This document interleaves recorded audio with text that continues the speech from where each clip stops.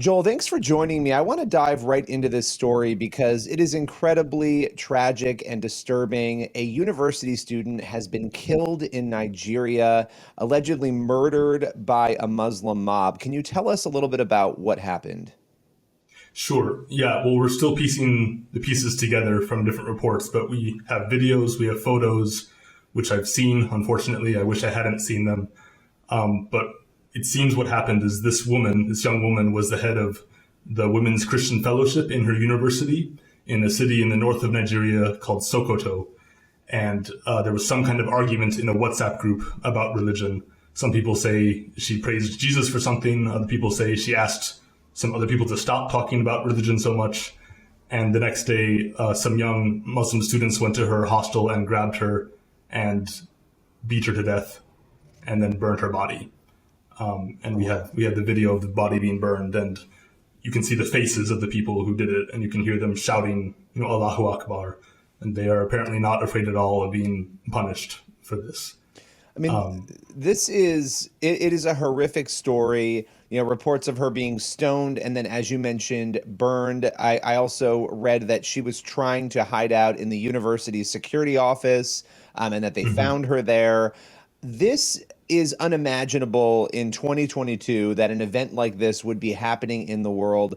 And it's interesting, here in America, thinking about the freedoms that Americans enjoy, the idea that insulting somebody, even if she did, and I'm not saying she did, but insulting somebody or criticizing somebody's religion would lead to this is such a foreign concept. How common are events like this in Nigeria? Becoming more common, unfortunately. So your listeners might know that over half of Nigeria, or at least half of Nigeria, is Christian, but that's mostly in the southern part of the country. In the northern part of the country, it's majority Muslim, and there's been a 20-year-long campaign to install Sharia law as the law of these 12 northern states of Nigeria. And so it is against the law to blaspheme Islam in these states. And right now there's a 13-year-old boy in prison, a Muslim boy actually, but he's accused of blaspheming Allah in an argument with a friend. There's a singer who's in prison in another state in the north, who've been officially convicted on the charge of blasphemy, right? So the state has, in a way, given its seal of approval to anyone who says, blasphemy is something that deserves to be punished. So we shouldn't be surprised when we see things like this. There was a case a few years back of a man who was beheaded by a mob, and then his head was carried around the city because his illiterate wife was accused of desecrating pages of the Quran. Well, she was illiterate. She didn't even know what she was doing. But as you said, to us, the idea that hurting a book or insulting the wrong person could lead to such violence is inconceivable. But that is the ideology that has taken root in northern Nigeria, while the rest of the world has looked on. This particular woman, Deborah, looking at her story, when you read, and of course, a lot of this is speculation, we're still trying to put details together, but when you read that she was hiding out in a security office, the question that comes to mind is, why was nobody there to protect her? Why were no police there? I mean, are there any protections whatsoever for people who find themselves in a situation like this? Again, there was a gap in time between the alleged offense, whatever she posted or said, and this attack. So I'm just curious about, how do the police react to these things? Why was nobody there to help her? Yeah. And again, we don't know exactly what the police did or didn't do in this situation. But just as an example, Nigeria's former vice president this morning tweeted out that he saw the video of the attack and he was very upset about it and he condemns it. And a few hours later, he had to delete the tweet because there were so many threats coming his way. Right? So it's this devilish situation where if someone is accused of blasphemy, if you try to defend that person, you are liable of getting accused of blasphemy too. So we've seen this play out in Pakistan, we've seen this play out in Egypt. Everywhere where blasphemy is against the law, it becomes very risky to speak up for the person who's been accused, even if they've been falsely accused. So it would not surprise me if the policemen themselves did not feel safe defending an accused blasphemer.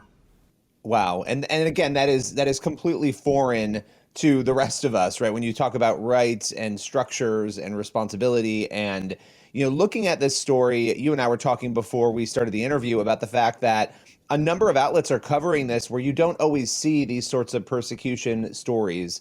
And I think there are a number of elements to this story, her death, but that video that is circulating, clearly somebody recorded this event.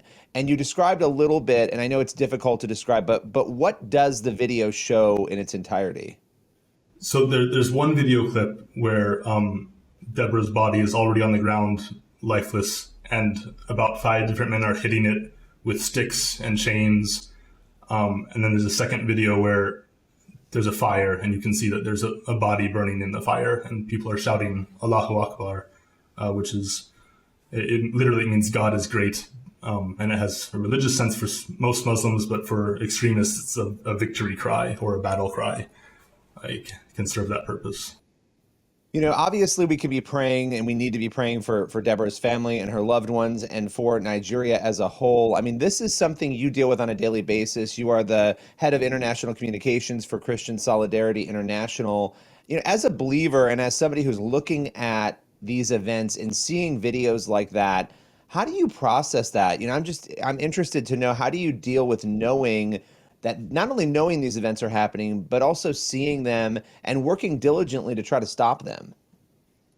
It's difficult. You know, I was texting with one of my team members this morning, who's a Nigerian man himself. He's an expert on Nigeria, and he said, "Joel, I feel traumatized. I feel like, you know, someone's wrenching my heart out, because it is." We deal with stories like this every day, but in this case, you can see it happening, and it's just so visceral and so raw.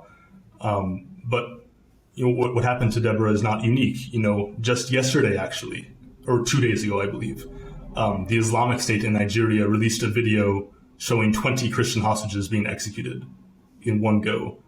And then a week before yesterday, 29 Christians were murdered in Fulani militia attacks on villages in Plateau State, including some children. So this is really happening every day in Nigeria. Every day, Christians are being murdered. And I think, as an American, I'm American by citizenship, the first thing people think of when they think of Nigeria is usually internet fraud, right? That's the first thing that comes to my mind, the first thing that comes to many people's minds. Nigeria is one of the biggest Christian countries in the world. You know, the gospel is on fire in Nigeria. The gospel is spreading, churches are growing. This is the future of Christianity.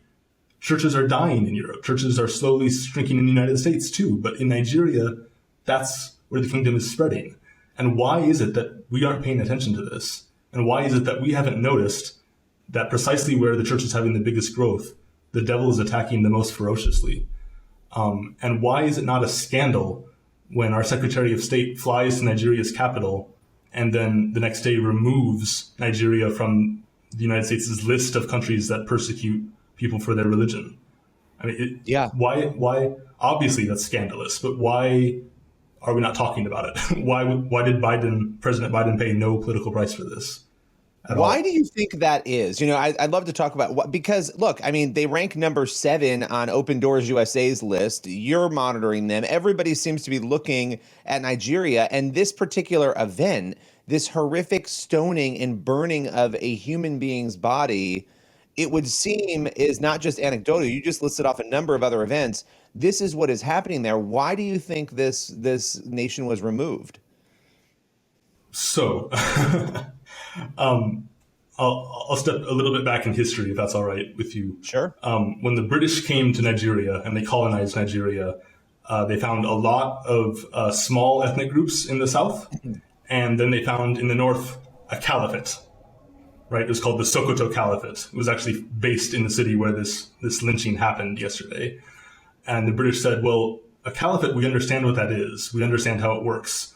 So they turned large portions of Nigeria that were actually mostly Christian, even though they were a variety of different ethnic groups, over to the caliphate to rule.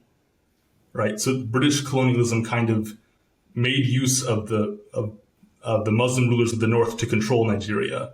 And that pattern has continued in Nigerian history even after the British left. The military rulers of Nigeria and the military elite of Nigeria tend to be Muslims from the north. They are the ones who managed to hold the country together, to maintain a tight grip of control on Nigeria. And Nigeria is a very strategic country, right? So if the United States wants a low-cost way to make sure that its interests in Nigeria are protected, the easiest way to do that is to make an alliance with a government headed by Muslims from the north. And that seems to be the calculation that the United States is making. It's the same calculation that the British made 100 years ago, that if you want things in Nigeria to be calm, if you want things to go your way, you make an alliance with the strongest force. And that's the Muslim elites of northern Nigeria. And I fear that is why we removed Nigeria from the list, because it's a signal from the United States to Nigeria, we're on your side, we want to help you, we're going to look the other way when things like this happen. Well, and I think what you're watching happen right now is people are waking up. Events like this are waking people up to this. And I so appreciate the work that you are doing. Before we go here, how can people support you and your organization? You can pray for us. You can pray for strength for us. You can pray for the church in Nigeria, please. If you're in the United States or really anywhere, you can donate to our efforts at www.csi-usa.org. We are on the ground in Nigeria. We're providing medical help to survivors of terrorist attacks. We're providing aid to refugees, Christian refugees who have had to flee their homes. We're providing legal aid to Christians who are being persecuted by the government for speaking out. Journalists like Luca Biniat, who is one of my heroes, who has been to jail 3 times for reporting on what's happening to Christians in his state. So if you would like to engage with us, we have a special website for Nigeria. It's called nigeriareport.org. It's nigeria-report.org. You can sign up to our newsletter if you want to stay informed about what's happening in Nigeria on a weekly basis, so that you can better pray for our brothers and sisters there. That's what I would say. And thank you so much to anyone who's led to support us in that way.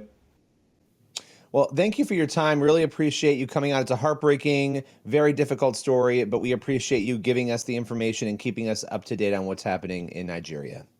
Thanks so much, Billy.